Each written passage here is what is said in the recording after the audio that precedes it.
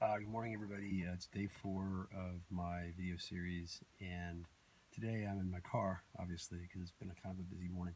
I wanted to talk briefly about what I think is one of the most important criterias in success and making any kind of journey in life, and that is dealing with failure. I think failure is one of the most important components in success, and the key, I think, is how you learn to deal with failure.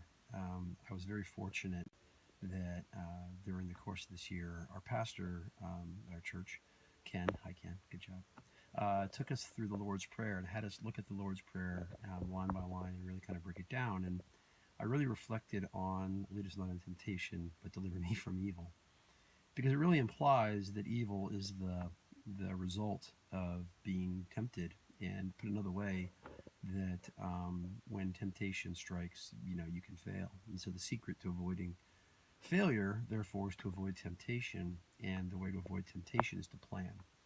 So in my own life, because I was so depressed for so long, I looked at my failures and whenever I failed to live up to my own standards as a reflection on myself as being basically a bad person. And so I thought the way to deal with that was to discipline myself, punish myself, try to bully myself into being successful. And what I never really understood was that actually pushes me farther away from my goals. And on my weight loss journey for the last year, which is the biggest transformation I've done, I discovered just how wrong that is. I'm addicted to food, and so I have to be very careful with what I eat and when I eat and how I eat. And I make mistakes.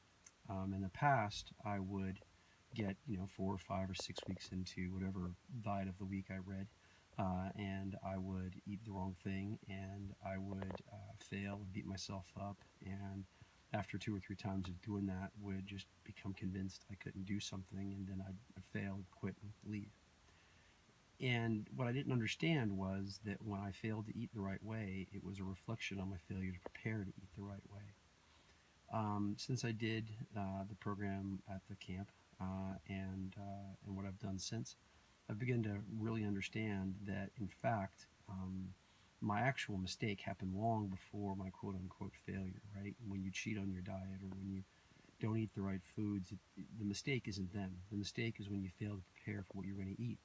And a lot of people think that means exclusively meal prep, right? Like pre-cooking your foods or bringing your foods with you. Well, I'm in business, and when I'm on a business trip or at a client meeting or out with my kids or in a social environment, I can't just pull out my Tupperware and start going to town on some tilapia that I made. And what I understood is that preparing really means making a plan, right?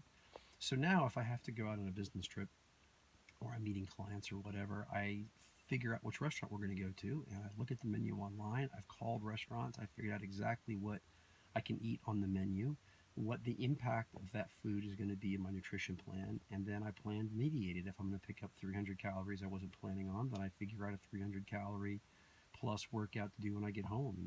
I put my kettlebell in my backpack and I walk for 2 miles, or I do a hit, calisthenic routine or whatever. The point is that I'm preparing, and the negative energy that comes from failure when I continue to fail, which I will. In fact, I had a horrible failure in my personal life on Monday of this week, my work life. I did something I regret.